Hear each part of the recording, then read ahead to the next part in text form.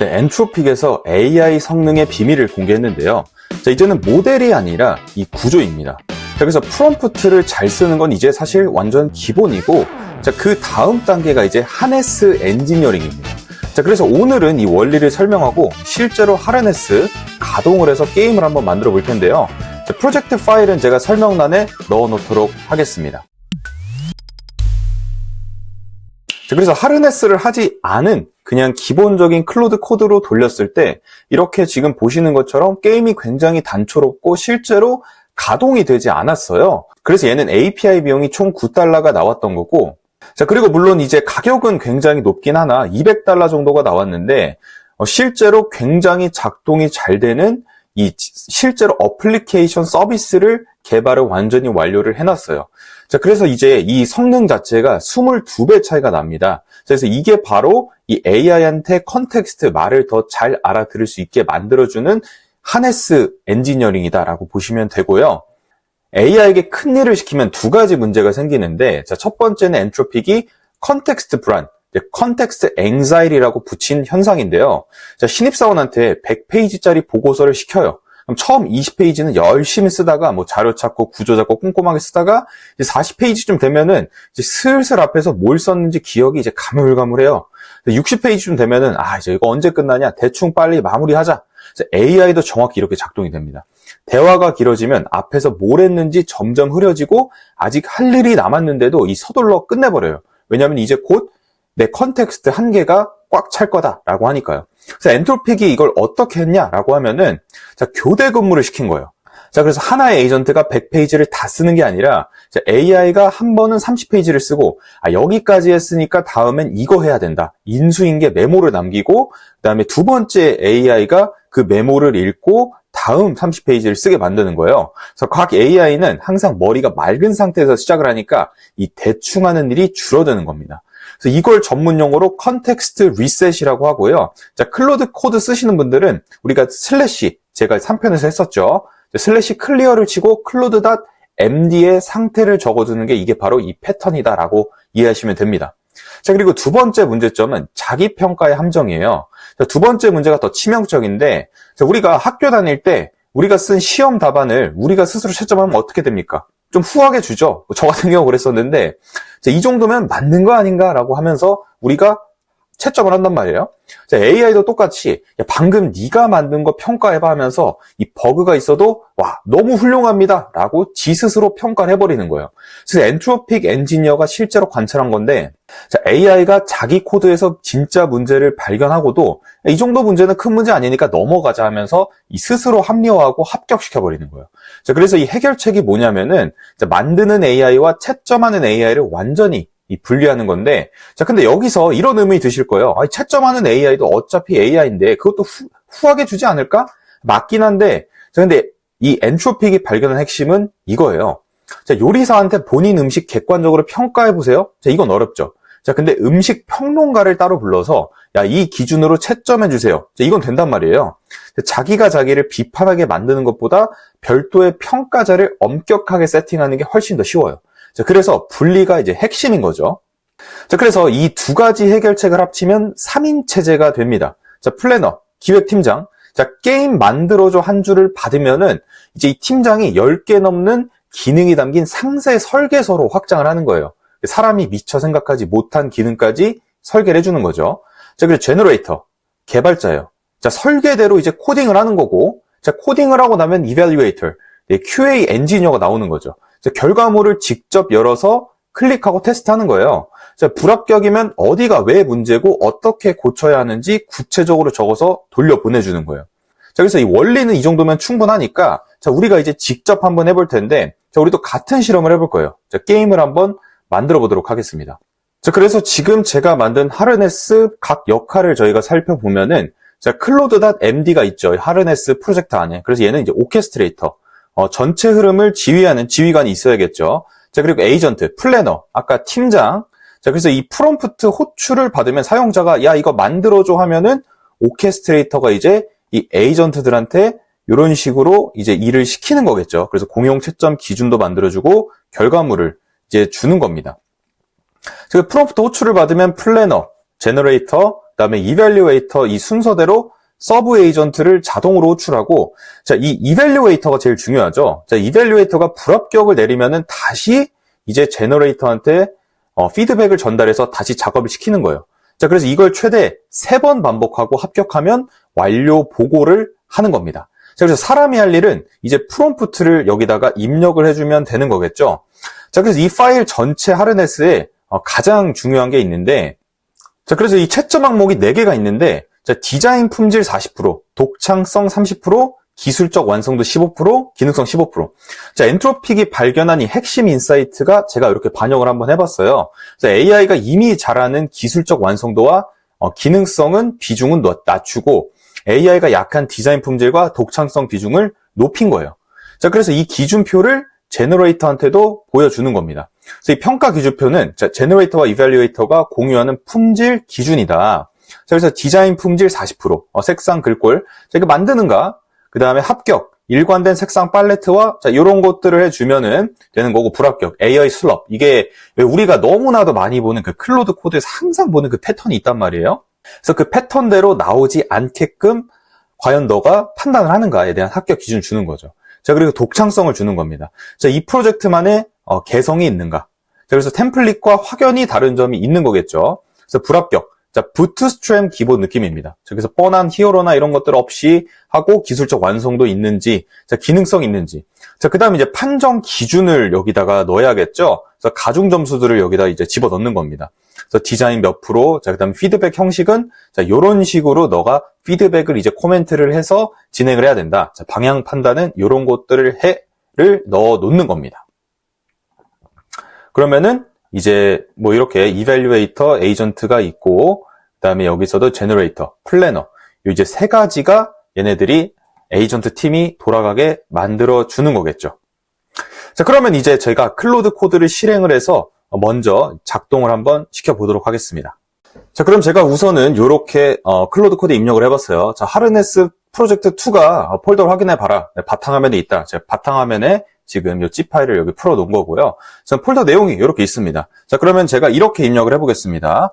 이 에이전트 팀의 구조에 대해서 설명을 해줘.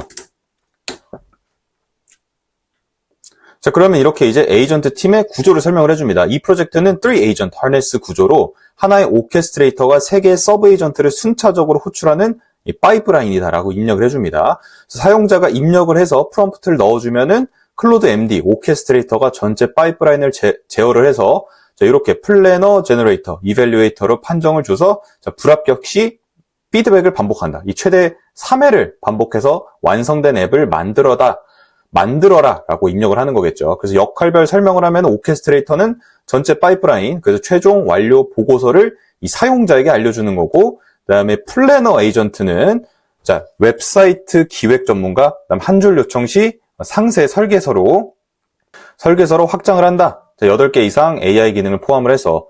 자, 그 다음에 제너레이터는 개발자, 그 다음 이밸류에이터, 엄격한 QA. 자, 그래서 여기서 만든 핵심 설계 포인트도 이해를 잘하죠. 자, 만드는 AI와 평가하는 AI를 분리해라. 그죠? 제가 앞서 설명한 것처럼 같이 두면 지 스스로 평가를 해버리니까 이슈가 생기겠죠. 자, 그러니까 제너레이터와 이밸류에이터의 독립된 컨텍스트에서 실행되어서 자기 작업에서 관대해지는 편향을 방지를 시켜라. 자, 그리고 피드백 루프. 자, 이밸류에이터가 불합격 조건부 판정을 내리면 제너레이터가 피드백을 반영을 해서 재작업을 해라. 최대 3회. 그리고 공유 평가 디자인을 너네가 한번 해보고 그다음에 AI 슬롭 방지를 해야 된다라고 입력을 얘가 해줬습니다. 출력값을. 자, 그럼 제가 이렇게 입력을 해보겠습니다. 자, 브라우저에서 플레이할 수 있는 2D 레트로 스타일 플랫포머 게임을 만들어주고, 자, 캐릭터의 이동, 점프, 플랫폼, 적 캐릭터, 점수 시스템이 포함이 되어야 된다라고 제가 입력을 해보겠습니다. 자, 그럼 이제 얘가 하르네스에 맞춰서 움직이겠죠. 자, 근데 제가 이때 모델을 최대 5%로 맥스 에포트를 해놓고 진행을 시키면 더 잘 만들어 주겠죠. 그럼 이제 하네스 파이프라인 호출을 시작한다라고 이야기를 하고 있습니다. 네. 그러면 이제 첫 번째 플래너가 호출이 되어서 지금 업무 처리를 시작을 하는 거겠죠. 그러면 이제 에이전트, 플래너 서브 에이전트를 실행을 해서 지금 계획을 만들어내고 있는 겁니다. 자, 그러면 여기 보시는 것처럼 지금 얘가 1회차 이밸류에이터가 호출이 되어서 이 게임을 지금 스스로 플레이라이트 MCP를 활용을 해서 스스로 지금 게임 검증을 하고 지금 테스트를 하고 있는 겁니다. 자, 그 다음에 이제 저는 지금 아무것도 하지 않고 있고 지금 스스로 이밸류에이터 팀이 자동으로 움직이면서 작동이 되고 있는 겁니다. 자, 그래서 보시는 것처럼 이제 얘가 호출하고 지금 계속 MCP로 플레이라이트 MCP로 지금 혼자서 스스로 확인을 하고 저는 이제 여기에서 엔터만 쳐주면 되겠죠. 자, 그럼 얘가 이제 요거를 모바일 환경에서도 플레이할 수 있는지에 대한 그 화면 사이징 테스트까지 지금 진행을 하고 있는 것 같습니다.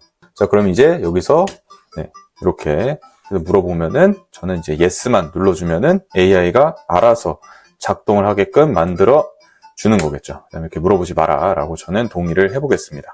사운드까지 지금 굉장히 귀여운 사운드까지 얘가 잘 만들어서 넣어준 걸 보실 수가 있습니다. 자, 그러면 이제 저희가 3회차까지 다 끝날 때까지 한번 기다려 볼게요. 네, 그래서 제가 이렇게 플레이를 조금 해보면은 이게 좀 약간 이제 엉망입니다. 보시는 것처럼 틀린 게 굉장히 많죠. 점프했는데 막 이상한 들어가고 여기서도 점수하면은 갑자기 여기 똑바로 움직이지 않고 지금 얘가 틀린 부분이 많이 있습니다. 그럼 과연 이거를 이제 3회차까지 얘가 하네스 엔지니어링으로 잘 끝낼 수 있는지 저희가 한번 보도록 하겠습니다. 자, 그래서 지금 확인해보면 1회차에는 조건부 합격이 10점 만점에 6.85점을 받았습니다. 자, 그래서 이제 2단계, 제너레이터를 다시 호출을 하는 거겠죠. 그래서 2회차 피드백 반영을 해서 지금 또 스스로 개발을 하고 수정을 하고 있습니다. 약 지금 17분 40초 동안 진행이 되고 있는 상황이고요. 총량은 얼마나 걸릴지 제가 예측은 되지 않으나 그럼 이제 2라운드가 끝나면 한번 결과를 보도록 하겠습니다. 자, 그러면 이제 3회차로 돌아가진 않고 얘가 이제 평가 점수에서 합격을 2번 만에 받았습니다. 2회차 만에. 자, 그래서 최종 점수를 얘가 저에게 주었고요. 그래서 지금 이렇게 하네스 실행 완료를 했다라고 나옵니다. 자, 그럼 이제 게임을 제가 한번 열어서 테스트를 해보도록 하겠습니다. 그러면 이제 픽셀 퀘스트가 만들어졌어요. 네, 그러면 이렇게 엔터를 쳐서 이렇게 스토리 모드로 가서 스토리가 지금 잘 만들어졌네요. 네, 포레스트 스테리지에서 아까랑 다르게 이렇게 떨어지면 죽습니다. 네, 그래서 이런 식으로 제가 플레이를 하는데 약간 좀 튕기긴 하네요. 아직도 완벽하진 않아도 그래도 이제 제가 2편으로 만들 때보다는 좀 더 잘 나오는 것 같습니다. 아직도 조금 이제 부족한 부분들이 있죠. 동작 부분에서는 아직 좀 제대로 작동이 되지 않는 부분들이 있습니다. 자, 그럼 이제 제가 여기다가 이제 추가적으로 하르네스 요청을 한 번 더 시켜주면 되겠죠. 그래서 이렇게 이제 우리가 하르네스를 조금 더 잘 주고 티키타크를 해서 만들어내는 게 이제 이 하르네스의 핵심이다라고 보시면 될 것 같습니다. 그래서 같은 모델, 같은 프롬프트 다른 건 이제 구조뿐이에요. 차이가 나는 이유를 이 세 가지로 정리하면 첫 번째, 이 플래너가 기능 범위를 확장을 시키는 겁니다. 사람이 5개의 기능을 쥐어줬을 때하고 AI가 10개 이상 설계했을 때하고 출발점이 좀 다르고 평가 기준표, 이 제너레이터가 마인드셋을 바꿔놓았죠. 그래서 디자인 품질 40%, AI 슬러비면 불합격이라는 기준을 알고 코딩을 하니까 처음부터 회색 사각형이 아니라 그 레트로 픽셀 아트를 시도를 했죠. 자, 그리고 이제 이밸류에이터가 실제 버그를 잡았습니다. 물론 아직 완벽하게 잡진 않았는데 이거는 제가 그 6시간이 걸렸다고 했잖아요. 엔트로픽에서는. 저는 지금 현재 한 29분 정도 시간을 투자했기 때문에 저도 6시간 이상의 시간을 투자를 하면은 당연히 굉장히 완성도 있는 게임이 나올 겁니다. 자, 그래서 이런 게 이제 엔트로픽이 말하는 핵심 원칙이에요. 물론 이제 프롬프트 엔지니어링이 점점 더 줄어들고 좋아지는 건 맞지만 하네스가 없어지는 건 아니라 이 하네스 공간은 이동할 뿐이다. 그래서 오퍼스 4.5에서는 더 많은 하르네스를 규칙을 줘야 됐지만 이제는 모델이 조금 더 좋아질수록 하르네스 규칙이 점점 줄어들고 있으나 그럼에도 불구하고 이 우리가 MD 파일, 하르네스 엔지니어링은 굉장히 중요합니다. 그래서 모델이 좋아져도 하르네스의 일부 구성 요소만 빠지는 거지 사실 더 어려운 과제를 우리가 할 때는 새로운 하르네스가 계속적으로 필요합니다. 그래서 우리가 이 구조를 게임에만 적용할 수 있는 게 아니라 이제 브라우저에서 이제 웹사이트를 제작을 한다든지 아니면 여러분들의 회사 업무에 필요한 데이터 분석을 한다든지 이런 굉장히 많은 우리 현업에서 이 하르네스가 필요한 곳들이 정말 많이 있습니다. 그래서 오늘의 핵심을 정리를 해보자면은 첫 번째는 같은 AI라도 구조가 다르면 결과가 완전히 다르게 나온다. AI를 돌리는 구조를 이제 설계를 잘해야 되는 거죠. 그래서 만드는 AI와 평가하는 AI를 분리를 시켜라. 그래서 자기 평가는 항상 관대하니까 별도의 검수자를 두고 세 번째, 평가 기준표를 만들어라. 그래서 기준표가 없으면 이밸류에이터도 제대로 채점을 못하죠. 그래서 기준표의 문구 자체가 제너레이터의 결과물을 바꿉니다. 자, AI를 쓰는 기술은 프롬프트 엔지니어링에서 하네스 엔지니어링으로 진화를 하고 있죠. 자, 모델에게 뭘 말하느냐만큼 모델은 어떤 구조 안에서 돌리냐가 중요해지고 있어요.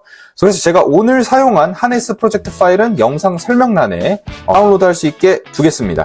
자, 압축 파일 풀고 클로드 코드를 열어서 이제 프롬프트 한 줄을 치시면서 이 하네스 엔지니어링을 여러분들이 한번 경험을 해보시면 될 것 같고요. 자, 오늘 영상이 도움이 되셨다면 할 거 있죠? 구독과 좋아요 꼭 부탁드리겠습니다. 다음 영상에서 뵙도록 하겠습니다. 감사합니다.